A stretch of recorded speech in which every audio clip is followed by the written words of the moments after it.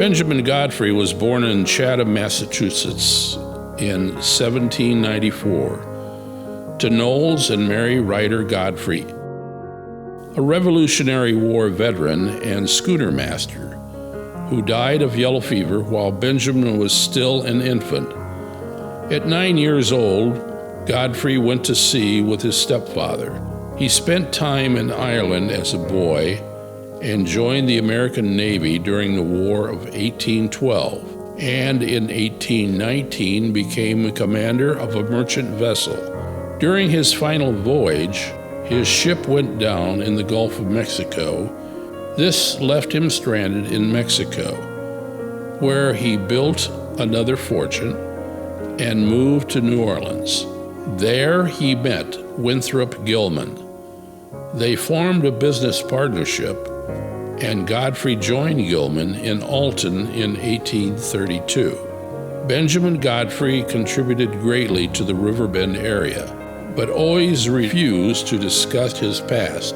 Between January 1819 and December 1822, manifests reveal that he transported 288 slaves to New Orleans.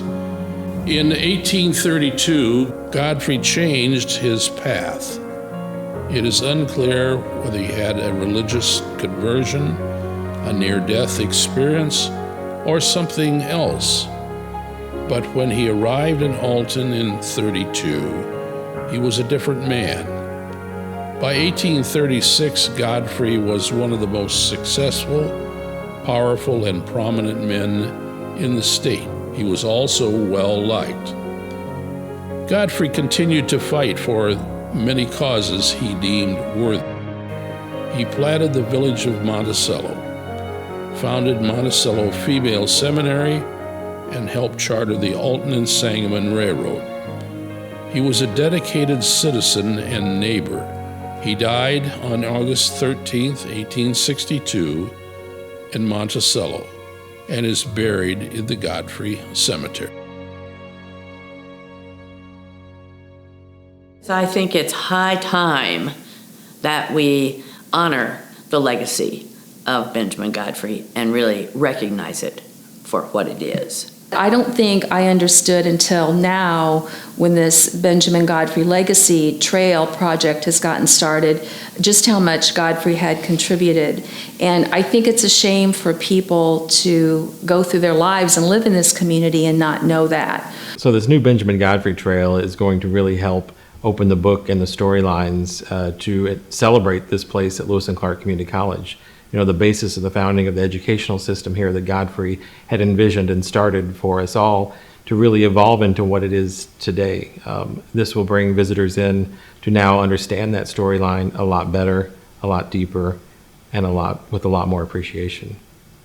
I just hope that everybody realizes what a great man he was, and that the things that he did was very important. And I am so proud to be a member of the family. The North Alton Godfrey Business Council, an organization of some 110 businesses, is pleased to recognize the accomplishments of Godfrey via the creation of the Benjamin Godfrey Legacy Trail. This portrayal will recognize 8 sites in Alton and Godfrey where Godfrey was involved.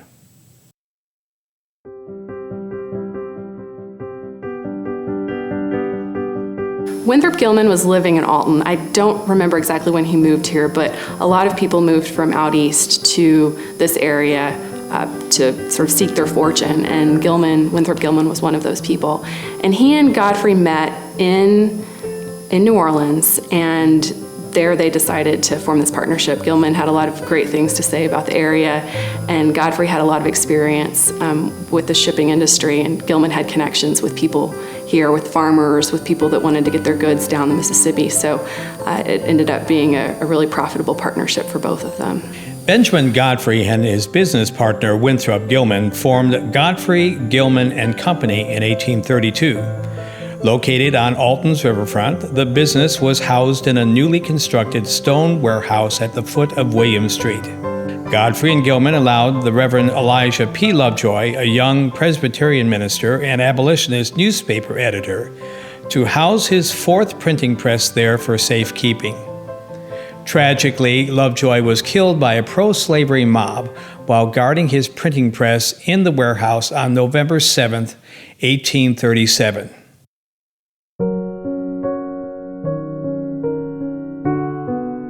Godfrey built the first church building in Alton in 1834 on the northeast corner of 3rd and Market Streets. The building, a large limestone structure, cost over $5,000 to complete. The building was also used as a public meeting hall. It was purchased by the Congregation of St. Paul's Episcopal Church in 1846. In addition to the genealogy collection and the Illinois Room, the Genealogy and Local History Library houses 9 museum display cases highlighting the Alton area's rich history. One of the largest of these cases contains artifacts related to Benjamin Godfrey and his various legacies. Lincoln came to Godfrey. Godfrey didn't go to Lincoln. Lincoln came to Godfrey and said, "What do you think about this project?" And of course, Godfrey, there was no denying it. He thought very strongly for moving a product by rail was the new way. And he was the one that got things going. Lincoln approached him and said, "What do you think?" And Godfrey said, "Yes, let's work on this project." And then he formed the bank and asked for investors, and the rest is history. The first railroad built in Madison County was the Alton and Sangamon, which was chartered in 1847 under the leadership of Captain Benjamin Godfrey. The project received support from Abraham Lincoln, who wrote letters in support of the initial stock subscription. Godfrey was so enthusiastic about the project that he advertised much of his property for sale to raise additional funding. In 1836, as construction on Monticello Female Seminary began, Benjamin Godfrey saw a need to build a road connecting the school to the local quarry and Lower Alton. Using oak timbers from his own land, Godfrey's plank road assisted in the transportation of materials to the building sites from the sawmill, brickyard, and carpenter shops. The plank road was a toll road. It began at 4th and Bell in downtown Alton and led north to the toll house at the 5 Points near 16th and Bell.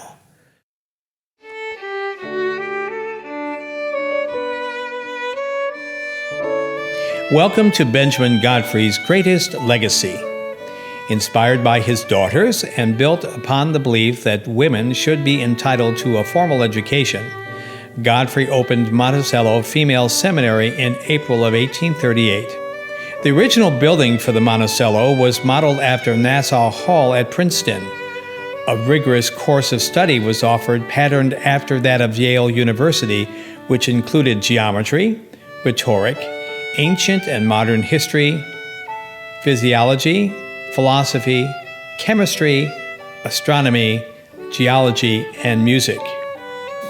He had 8 daughters and really felt that women should have the opportunity to have the same education as men. This education, mind you, was not frivolous, just teaching women how to sew or to sing or to be good hostesses. It was the same education as the curriculum as they taught at Yale and Harvard in the East. That was what it was based on, and the courses of study were quite difficult. Everybody called it Godfrey's folly. Everybody thought he was going to just have this complete failure, and he honestly didn't care. He was sure that this was needed, and he initially planned to spend between $8,000 and $10,000 on creating the school, and it was $53,000 by the time they opened, and he absorbed the entire cost. So it was going to happen, and Godfrey was going to do whatever he could to make sure that it did. I used to ride my bike around Monticello in the summer. I'm 10 years old or something. And so I saw the girls, and what a different lifestyle they had and what different backgrounds they were from. But, I mean, the college has always been a part of the life of the community of Godfrey, and I'm not sure how much people appreciate that, what Godfrey would be like without Monticello, without Lewis and Clark, and we have Godfrey to thank for that. If you go inside the Evergreens Old President's Home, that's the home of the Monticello Foundation, you'll see in there kind of a silver goblet. It's about, this big. And it was given to him by the citizens of Godfrey because he was such a revered figure. It has two images on it. On the one side, he has the railroads, which he was known for, having created the railroads between here and Springfield, which is one of his major accomplishments, in addition to his shipping business. And then the college is on the other side. So those were two of his accomplishments that at least the people of the time, saw as something that he should be noted for. I love reading more and more every time I find more history about him. I just love it. There's also books here in the library that you said was that you got a hold of when you were here going to school that is all about Captain Godfrey. You couldn't check them out of the college, though. Yeah, they're in the older area back. Now that's kind of something interesting that Mom told me growing up was, have you ever noticed the library, if you look up, looks like the inside of a ship? That was designed that way on purpose. That was done by Theodore Link, who designed Union Station in St. Louis. So it's really an architecturally important site in the library. And that big steamboat wheel that's in the ceiling is a representation of Godfrey and his life.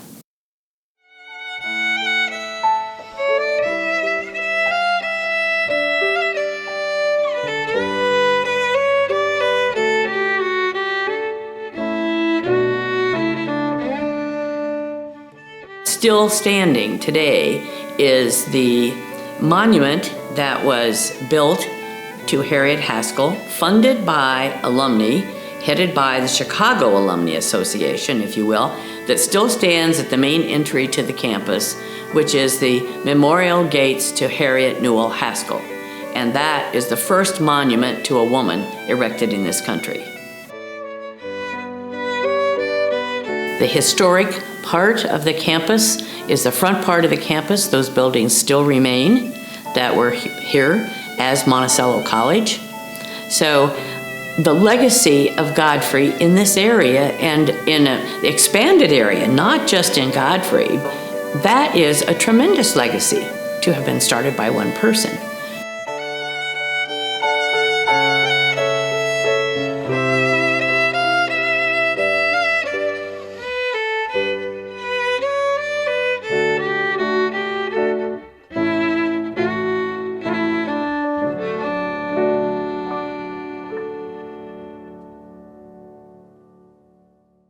Completed in 1854, this structure served at times as chapel for both Monticello's female seminary and as the local congregational church. Benjamin Godfrey designed the church to resemble a church he recalled from his New England childhood. Built in the Greek Revival style and seating 500, it originally sat across the street from the college until it was moved to its present on-campus location in 1991. It is listed on the National Register of Historic Places. The Godfrey Cemetery was originally known as Monticello Cemetery. The Monticello Cemetery was part of the property donated by Benjamin Godfrey to Monticello Seminary in February of 1840. 4 acres of the property were to be used for interments for the seminary. On February 3, 1887, the Godfrey Cemetery Association was incorporated and took ownership of the property. The first Godfrey family burial was Benjamin Godfrey's young daughter, Caroline Godfrey, who died April 4, 1837, at the age of 4, and was buried on the plot owned by Benjamin Godfrey. A little more than a mile north of Lewis and Clark Community College on Godfrey Road is the site of the home that of Captain Godfrey and his family. Purchased by Godfrey in 1834, a two-story limestone mansion with 14 rooms, 7 fireplaces, hand-carved limestone sinks, and spacious pillared porches. The style is Greek Revival with a Southern influence. The home is on file in the Library of Congress. There was a large desk there in the home that Abraham Lincoln used. Now the desk, we had to dismantle very carefully because it was right there in the walkway. So that was dismantled, and it was sold with the restaurant when I sold the restaurant, and I sold it to Lewis and Clark Community College, so they could have it. I didn't want it to get in any other hands. It's made out of burl wood. Burl. Mm-hmm. Very, very beautiful. Mm-hmm. Wow. I wonder where that is. Well, you have to ask Dale. So this was in the back in a storage area. So then, the college was in the process of renovating a prominent conference room, the one we're in now, about the same time. And, I was concerned that if it just stayed in a storage area up there, that, what would happen to it and how could we keep our eye on it and things like that. So we had the architects and engineers and people that were doing this renovation put it in the wall here. And this is called Schriefer Commons, named after a prominent faculty member in accounting here that had made his career here. And so it's been here and used, as part of this conference room ever since. Well, it has beautiful wood and great architectural lines, and, it's very practical, and we're very fortunate to have it. There are certain iconic items that the college has that are just invaluable. One of the most exciting things that we've been working on in this whole project is the Seymour Bluffs book about Benjamin Godfrey that Phyllis Bechtold has written that I've helped with. And the most exciting part about that has been working with high school students at Alton High who are doing all the illustrations. And so Phyllis and I have gotten to go work with them as they go through each page and break everything down. And there are about half a dozen students who are working on it, and they just have such a nice ownership in the whole thing. Having the trail where we can take students to actual locations that they're used to driving by every day without a thought, and helping them to understand the implications and the history behind those locations and how Alton and Godfrey came to be the community that it is. It's just it's relevancy. Sometimes when you talk about history, it seems abstract for kids and it's difficult for them to connect. But this is right here in our neighborhood, so it's really exciting. In essence, that's pretty much what we're doing with this project, is we're connecting Godfrey and Alton and North Alton and the East End Improvement Group and the school district and volunteers and donators who are giving money for the project. And I think it's a huge community project that's come together because people care about our community. And one thing that Phyllis and Elaine wanted me to mention too was that the Alton Education Foundation gave us a $2,000 grant to do this project. So with that grant, we were able to purchase a laptop computer and some fun stuff for the kids, some pizza incentive awards and that kind of thing, some gas cards so they could go take the photographs, some markers so we could do the project. But they've been very supportive of us and our efforts also. And the money from the Alton Education Foundation grant will also purchase the books that go into the school libraries.